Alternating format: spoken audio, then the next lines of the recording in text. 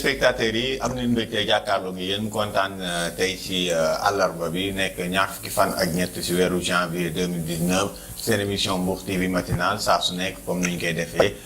tey nag ma ànd seeg ñaari siste Binta ak Aïda ci émission bi bu ko defee damay jox Binta mu nuyoo nuyu téléspectateurs yi seetaan Mbour TV matinale Binta maa ngi leen nuyu. maa ngi lay fay Djib Diop Ndiaye nuyu sama siste Aïda nuyu téléspectateur Mbour TV yéen ñi safoo di seetaan na seen émission Mbour TV matinale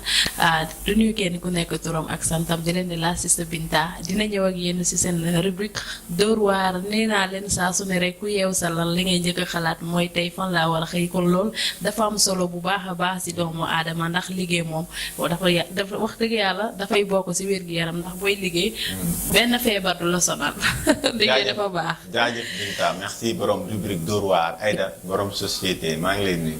maa ngi lay fay Djibi la siste Binta maa ngi lay fay téléspectateur yu internet Mbour TV yi maa ngi leen di nuyu di leen ziar di nuyu kilifa diine kilifa aada fépp fu waay mën ci nekk rek ñu lay fekk ba fa nga nekk di la jox sa wàccuwaay waaye di ñaanal yàlla ñu ci hôpitaux yi yal na yàlla fëgg seen bopp ba ñu mën a dellu ci seen njaboot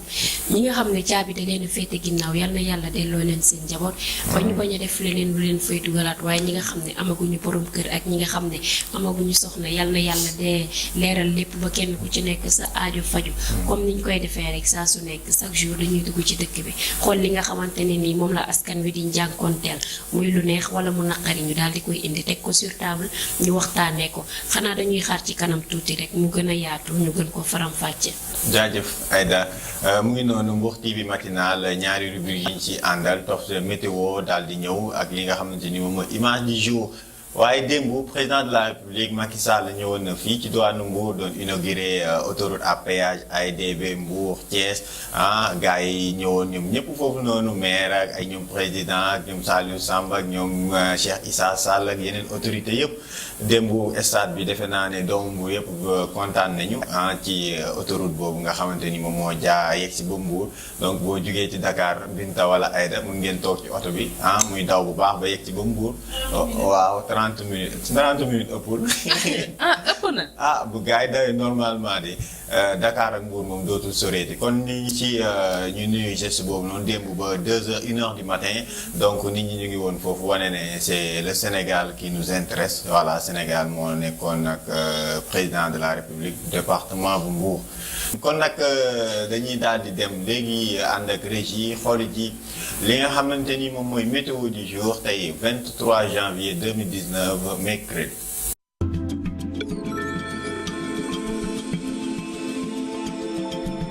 Bonsoir, votre serviteur Ndiokor Diouf, rendez-vous avec votre page météo, la situation météorologique qui reste caractérisée par la fraîcheur matinale et nocturne qui sera assez ressentie sur l'ensemble du territoire, tandis que du côté du littoral, les vents seront calmes. Nous aurons aussi des vents de secteur nord-est, voilà les temps forts pour le mardi. La situation de l'état du ciel avec la photosatellite du jour qui nous amène donc que des passages nuageux,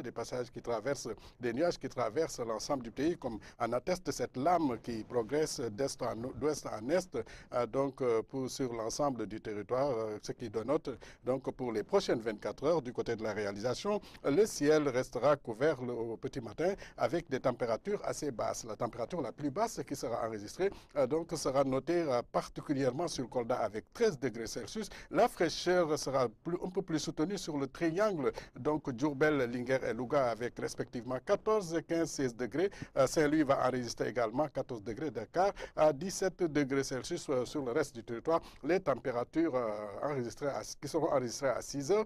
pour demain seront de l'ordre de 15, 16, 17 degrés Celsius. L'après-midi, mesdames et messieurs, la canicule qui va baisser d'un cran avec des températures qui atteindront difficilement les 35 degrés sur l'ensemble du territoire. Il faut noter tout simplement que 35 degrés sera atteint ici à Kédougou avec sur la partie sud-est du territoire. Dakar va enregistrer la température diurne qui sera la plus basse avec 24 degrés Celsius. Le reste du pays, les températures seront de l'ordre de 30 à 34 degrés Celsius. Sur ce, mesdames et messieurs, du côté de la réalisation pour les heures de lever et coucher du soleil, les heures de marée, pour Dakar et Saint-Louis, je vous souhaite une excellente fin de soirée. Bonsoir.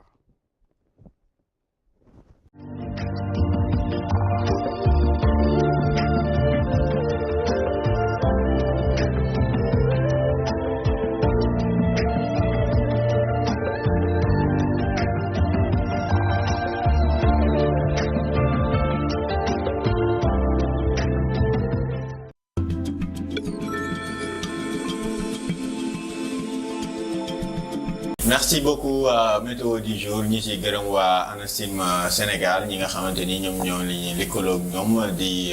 joxe li nga xam ne mooy xibaaru jaww ji ak lu jëm ci wàllu température yi ci géej gi nu muy demee ak lépp loo xam ne dafa jëm ci wàllu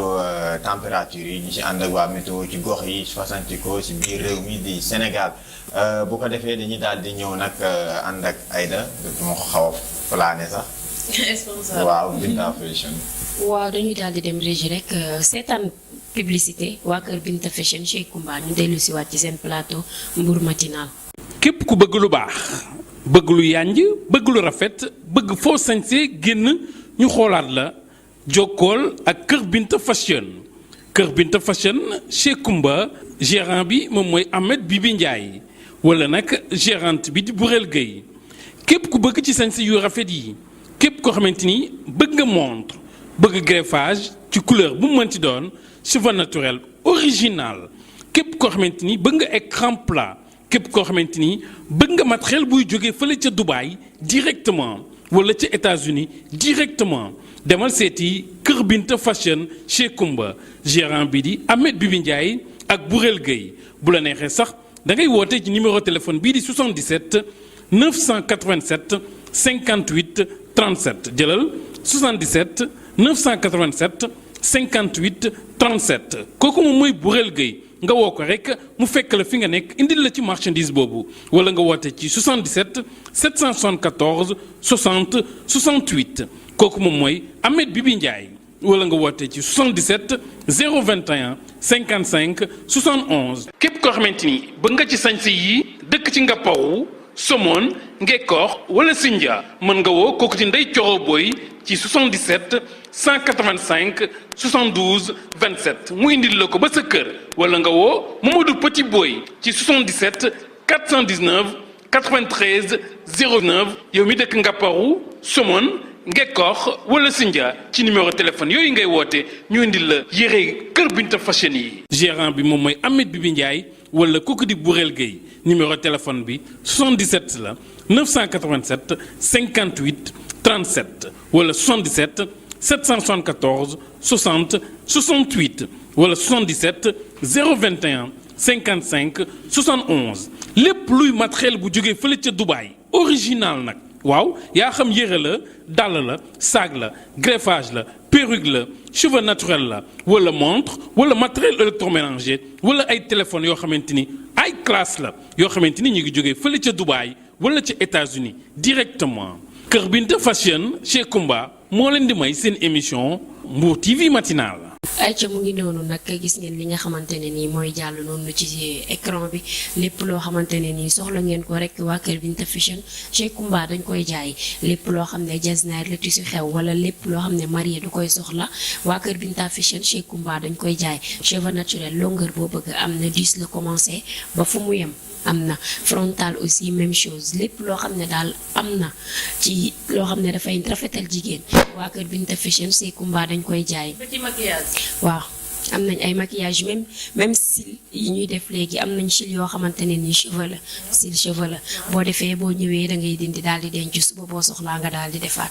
ajeté defuñu ajeté def sànni déedéet da ngay def boo paree daal di dencaat boo soxlawaatee daal di utiliser lentille yi aussi. couleur yëpp am na lentille boo bëgg dañ koy jaay lépp loo xam ne daal xeetu baax la rek waa kër Binta Fashion am nañ ko. Binta daal mooy Binta fépp rek comme ay ma la ko waxee rek comme léegi dañuy jaay ay maquillage bàyyi ñu dara ay wuñ dara Binta fépp. dañuy jaay maquillage dañuy jaay lentille dañuy jaay sax cils cheveux. ëpp na. Binta Fashion muy noonu boutique bu am maanaam bi ànd ak ñun ci émission Mbour TV matinal di gërëm bu baax a baax ci collaboration bi ñu. ànd ak ñun bu ko defee dañuy daal di ànd ak Binta bu ñëw ñun ci rubrique bi nga xamante ni muy Dóor waar di wàllum liggéey ci biir réew mi Binta. waaw chaque jour rek ji bi dañuy am sawarte am mbette di leen jox seen rubrique bi nga xamante ne moom mooy Dóor waar tey si jënd ak jaay si loolu la ñuy waxtaanee yor nañ fi suñu image xam naa dañuy dem régi rek ñu seetaan image bi après ñi ñëw si seen émission Mbour TV matinal. Cheikh la maa ngi tudd Cheikh Ndiaye. waaw man de maa ngi yëngu fii ci pàkk bool-bool yi njaayam porte yeeg fenêtre yeeg ak bant ak yooyu et cetera di ci góorgóorlu bu baax nag ñu ngi ci liggéey bu baax a baax di yàlla. non ñun nag dañuy commandé dañuy jënd suñu matériel jënd suñu bois fekkee bois yi fekkee fer ñu jënd suñuy fer jox menuisier yi wala menuisier métallique wala menuisier bois yi après ñoom ñu liggéeyal ñu tëj jaay ñun daal ay commerçant lañ mais dañuy liggéey ak ouvrier yi par suuf ci suuf quoi. waaw am na yu neex am na yu naqaree xam nga liggéey moom souvent am na ci yoo xam ne da lay neex am na yoo xam ne nii da lay naqari. waaw merci léegi li si neex mooy ñu ngi ci sant yàlla bu baax parce que ñu ngi ci suturu daal ñu ngi ci mën am lu ñuy fajee suñu soxla xam nga loolu moo ëpp solo nga am soxla faj ko loolu moom mooy li ci neex daal di ci sant ñu ngi sant bu baax nag wax dëgg yàlla. waaw jafe-jafe yi ñu dund nag daanaka boo xoolee li si gën a ëpp solo mooy bant yi quoi bant yi ñuy liggéey bois yi fi muy jógee foofu ñoom dañ koy seeral comme taxi day seer parce que pour nga jëli bant rek andi ko fii problème la bala ngaa expliqué di nga fay taxi seer boo dikkee pour nga jaay ko mën cee teg bénéfice bari loolu day nekk problème ñoo gën a mooy seer mais xam nga tax loolu parce que ñoom li ñuy jëndee ñun moom la ñuy jëndee mais ñun dañuy teg bénéfice bu ndaw rek jaay tuuti mën cee mos dara quoi dem par rapport ak ñi nga xam ne dañuy teg bénéfice yu bari moo tax client yi bari dañuy sawar tamit di ñëw SPAC bi di fi jënde quoi. damay jaay ay fenêtre aluminium ak porte bois gisoo ay bois yu buntu sàll la dimb la boo bëggee bois rouge day am boo bëggee fraqué day am ak buntu importé yi venant yi mooy comme yii dañ ci faral jaay quoi. Dakar laa commencé woon nag Paku Lambaye fekkee am ñu bëri xam ne Paku Lambaye Pikine fa laa nekkoon quoi après c'est la ay 2011 waaw 2011 mais fii nag Mbour SPAC bi maa ngi fi ñëw ay 2015. waaw Dóor waar moom àdduna moom mooy li ci ëpp solo surtout boo nekkee ndaw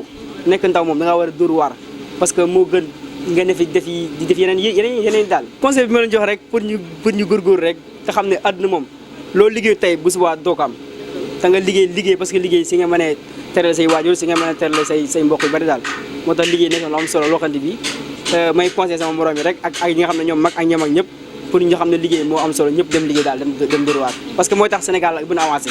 bu ñëpp liggéey rek réew mi dina avancé quoi. waaw seetaan ngeen image bi élément bi ñi leen jëlaloon si fi nga xamante ne moom mooy marché Mbour dañ waxtaan ak benn xale bu góor boo xamante ne ku am jom la ji bi bu la waxee ñaata at la def si métier bi kon dangay naan kii ba muy am ñaata at la commencé métier bi te mu nekk métier bu xaw a difficile bu xaw a métti ndax li ñuy jaay dafa laaj sawarte ku koy def da nga war a sawar mais da nga war a am amour métier bi ndax dañuy jënd ay buntu comme ay buntu aluminium yi di ko jënd di ko jaayaat ba gër nañ fa bagage yu bari après xam naa di ngeen ko gis ci biir élément bi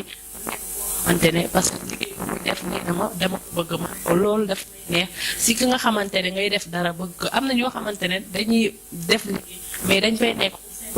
mais du leen neex parce que nit moo leen fa yóbbu wala ñi gis nit mu koy def ñu ànd ceeg moom di ko def waaye du li nga xamante ne moom lañ bëgg si seen parce que dañuy am choix mais moom nee na man dem ko choisir te bëgg naa ko ma ne ko yow ba ngay am ñaata at la parce que ku la gis nii ma ne ko ñaata at la lay jox mu ne ma en tout cas ba ma commencé liggéey bi yàgg na ne ma waaye maa ngi ciy sant yàlla bu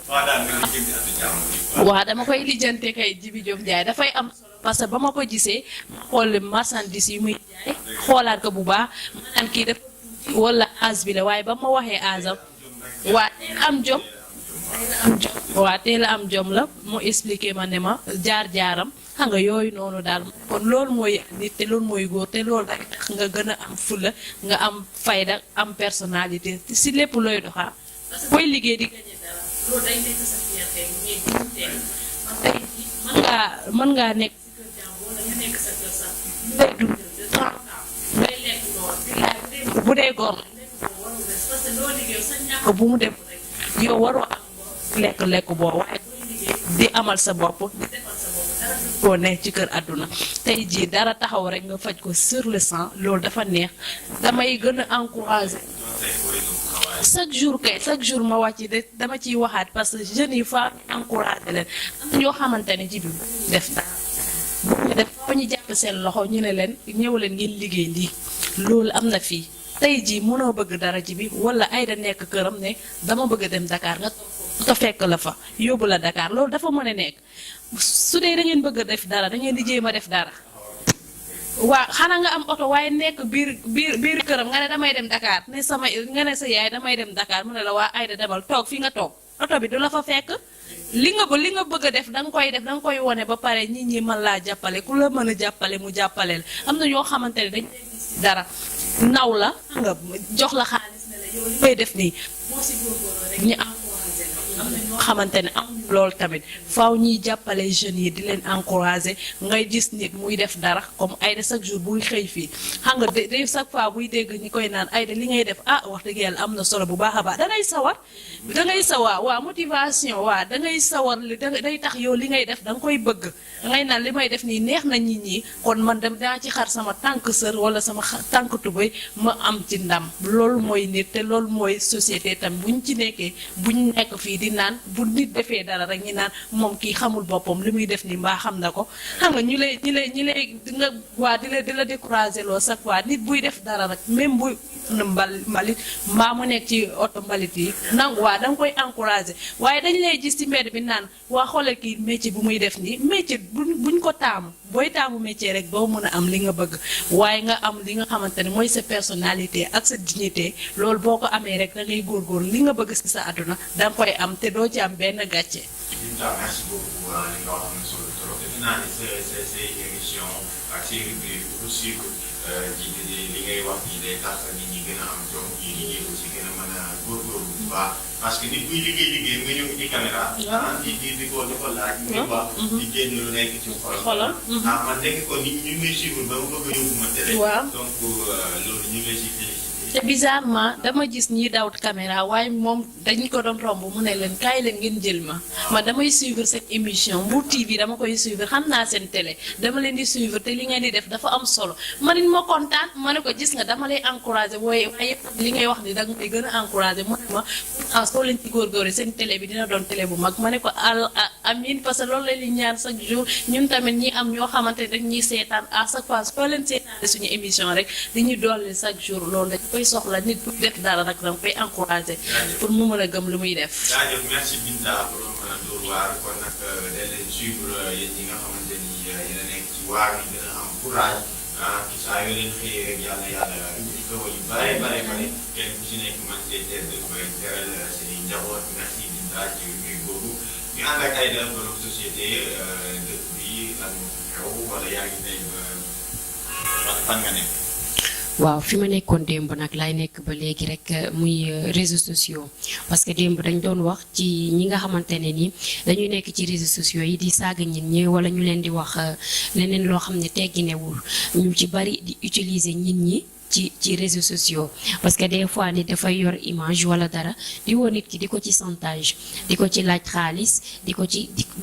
bëgg ko ci jàppee mbaam. parce que am na tamit nit ki fu muy toll boo waxee ci moom boo ko wanee yenn yi wala nga wax ko dara rek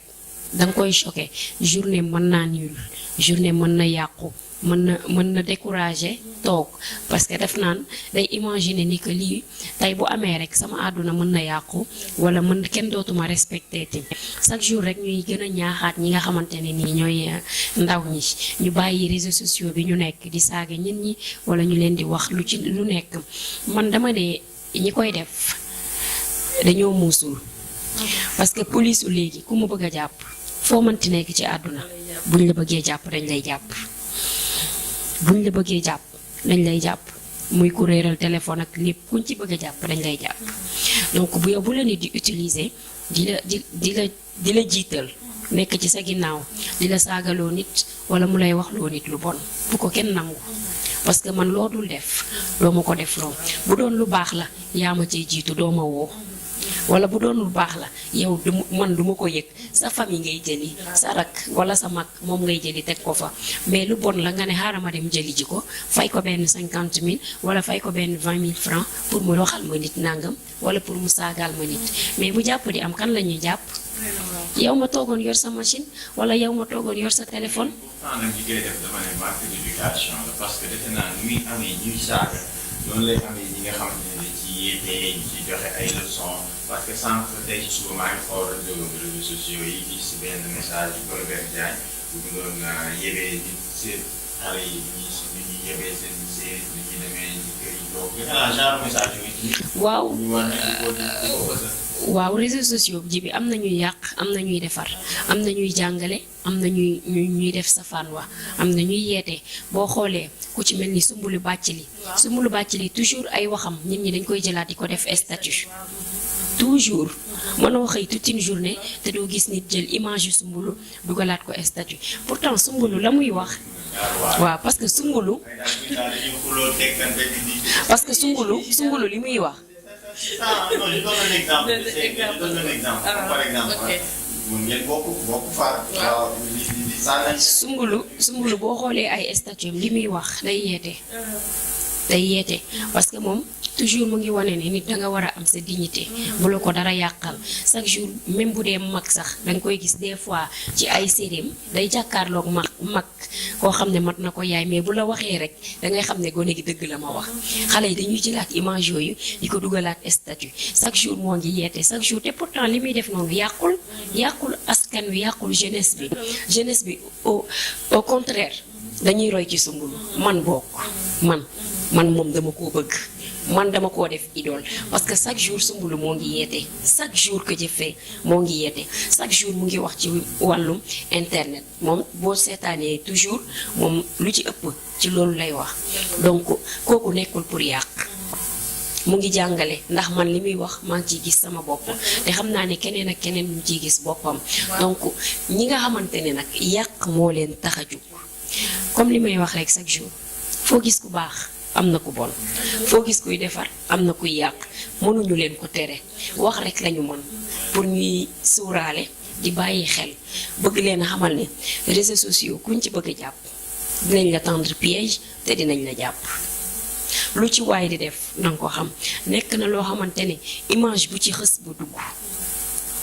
100 ans dootul dañ kenn mënatu ko dindi parce que bu duggee automatiquement même pas 5 secondes lu mat 40 personnes capturé nañ yow même boo supprimer yow dootul dañ xës na ba jàll donc lu ci waay di def rek nanga ko xam lu ci nit di dugal statut nanga ko xam parce que da ngay dugal sa statut même pas 2 minutes nga supprimer ko fekkee dem na ci keneen mënatoo ci dara dootoo ko mën a dindi bu subaa kenn toog ak Binta xoola Aïda li mu def démb Binta gis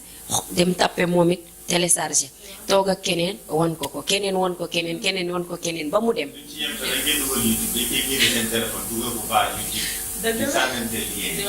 lien bi di dem ku ci nekk di ci jot te am na loo xamante ne nit bu koy def war na sóoraale surtout war na sóoraale man moom ñi nga xamante ne dañuy nekk sax ñoom di def seeni statut nit ñi di ko jëlaat garaawul man ñooñu mën naa leen a supporter ba léegi mais ñi ma mënta supporter mooy ñiy saaga nit ñi ak di leen yàq ci réseaux sociaux yi di jël seeni photo wala seeni image di ci def loo xamante ne nii bu doon yow lañ ko def sa waay ji bu ko gisee jaral na koo xaru. am na ñoo xamante ne Aïda duñ si am dara duñ si gagné dara duñ leen fay duñ leen ñëw waaye loolu da leen di neex rek. waaw ñu toog benn seconde nga yàq àddunay nit. parce que benn seconde mën ngaa yàq nit bu la eenee jaar la fu nekk mënu laa jot si lu mu mënti def pour yàq la rek da koy def da lay yàq ci ay minutes yu ndaw surtout nit mën ngeen a bañ a jote dara mën ngeen a bañ a sax dëkk nit def na ma ko man mii carrément toog ak nit ne ko man xaw ma ko mais bëgguma ko waaw te pourtant xaw ma ko moom wax na ko nee na ko kii xaw ma ko mais bëgguma ko neexuma kenn mënu ci dara ci xol la nekk nit bu la bëggul kenn mënu ci fexe ba mu bëgg la nit bu la bëggee yàq mindeef mënta taxaw ba du la yàq jikko parce que yàlla def na ñëpp benn leen mais kenn mënu ci dara jikko moo baax kon yàlla ko yàlla soppi nit bëgguma ko kenn mënu ci dara ku la bay bëgg ñëpp des fois nit dafay dem man ku kenn mënta taxaw sax ne man ñëpp bëgg nañ boo ko amee sax tiital ci sa bopp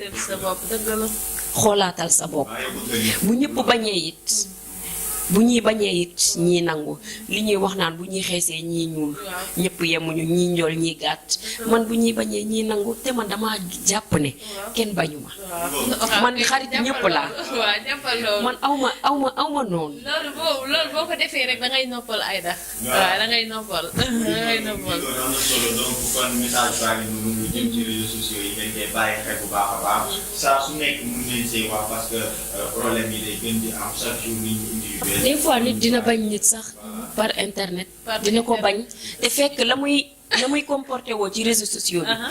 du loolu mooy jikkoom liggéey moo tax muy defee noonu day liggéey foofu faa ma wax ak yow ci loolu ji bi xaaral ñu yeggali loolu am na koo xamante ne xam nga man dama bëgg statut ak Facebook chaque jour mu envoyé ma am benn jour dama toog ak samay xar dama ruus sax ne ma yow chaque jour ñu ngi la yow la da ngay toog ñu nàmm la yow kenn du la nàmm chaque jour yaa ngi Facebook chaque jour yaa ma ne ko waaye yow xanaa li may def mu ne ma waaw mu ne ma yow da nga ñemee mu ne ma lan la mu ne ma Binta wàccee ñu ma ne ko waaw man sama téléphone laa yor li ma ak sama connexion waaw ma ne ko mosuma def lu bon mu ne ma gaa musoo def photo boo xamante ne nit dina ko critiquer ma ne ko kon loolu la kon fépp fu ma toog rek dina am conscience tranquille waaw parce que li may def bonul waaw Binta 24 heures ma ne waaw. am na solo donc li ñu waxtaanee fii yëpp dégg ngeen ko yeete la askan wi mën see jëlee njëriñ waaye tamit mën a xam fu ñuy teg seen tànk réseaux sociaux la kon doy waar. donc danger la te tamit piège la kuñ ci mën a jàpp dinañ la jàpp comme ni ko Aïda waxee kon Binta dañuy ñëw ci tàggatoo bi rapidement parce que temps bi jeex na. waaw solution bi leen la ji bi xanaa di encourager jeunes yi rek ñu góorgóorlu si li ñuy def am fulla am fayda rek parce que Cheikh Ndiaye ki nga xamante ne moom laa jëloon élément bi ku am fulla la ku am fayda te métier bi muy def gëm na ko bu baax a baax nee naa leen loolu mooy solution loolu mooy li nga xamante ne jeunes yi dañ ko war a def nga gis dara rek bu ko rek bul déglu kenn ku lay encourager rek kooku topp ko parce que kooku moo la mën a gindi si li ngay def mais nga gis koo xamante ne muy def dara rek ngay naan kii li muy def ni xamu ko wala lan moo tax muy def xamul boppam nañ bàyyi loolu Sénégalais tàmm nañ lool ku deful dara dinañ wax ak yow booy jéem dara tamit ñi waxala loo xamante ne du loolu moo war a am nañuy encourager jeunes yi ñi liggéey parce que sonn nañ trop te jeune buy liggéey développement la si dëkk su ko defee rek ñu gërëm ñëpp sant ñëpp jox leen di dajee rek demee waaw ñi nuyu suñu fidèle téléspectateur ñi nga xamante ne saa su ne dañuy suivre suñu émission Ismaïla Mandiane depuis Port Dakar ñu ngi lay nuyu lu bëri nuyu Ansou Koulibaly depuis Espagne nuyu Ndeye Diatou Thiandoum depuis Maroc waa Casamance waa Dakar ñëpp ci biir ku lim daal juum jox nañ leen dig daje télévision la Sista Binta nee na leen bàyyi. merci Binta Aïda ñu ñëw ci waaw solution bi nag lenn rek la jeunesse bi nañu bàyyi di utiliser ñu leen di utiliser sax laay wax di leen def loolu li nga xamante ne nii ëllëg lu ci mënti am rek yow la ñuy téyem du ka la ko sant moom duñ ko gis kenn du xam sax fu mu nekk dañ lay jiital rek di la def loolu loo xam ne naka sudul noonu la te ñu bàyyi nit ñi nga xamante ne dañ leen di yàq di yàq seen àdduna ci ay internet ci ay téléphone portable affaire yooyu mais ñoom tamit nañuy sóoraale te xam ne réseaux sociaux nekk na loo xam ne wala téléphone portable image bu ci xës ba jàll pour nga dindi ko dootul yomb kon nañuy sóoraale bu baax a baax te bàyyi xel tamit te xam ne kuñ ci bëgg a jàpp rek mën nañ la jàpp boo nekkoon ba kirikolo buñ la bëggee jàpp mën nañ la fa fekk jàpp la nit ñi nag des fois dañuy juger nit rek ci sa comportement dina am nooy toogee di wax sa liggéey moo koy laaj mais du doon sa jikko ñun ku ñu fekk tey bu ñu paree émission li nga xam ne ñun ni ñuy toogee di wax du loolu mooy suñu jikko dañuy bëgg rek li nga xam ne moom la askan wi di dund ñu di ci jaar ci digg bi di ko wax mais suñuy xol dara nekku ci xol yu rafet lañu am yéenew ñu kenn lu bon chaque jour dañuy bëgg ngeen bëgg moo tax ñuy def lu ñu mën pour bégal leen di tàggu ñëpp di leen jox dig daje ba suba incha allah ci seen émission Mbour TV matinale. jaajëf ok dig daje suba alxames incha allah ba leen numéro Mbour TV matinale merci. dégg naa la bi may ñëw léegi nga ne da ngay réinitialiser. kër gi dama ko réinitialiser laa wax. jaru ko léegi xam naa ni sax boo ko defee da ngay perdre say données. xam nga code bi lan la 7 mën a defar ba mu baax. di lal darab yu weex tàll. assuré guddi gi ba mu jeex. bërsët boo xëyee boo amee lu la neex ak lu la naqar yëpp ngay ree kenn du la xamal dara. lii rek la mën a waxtaan te fonk sa bopp kon yow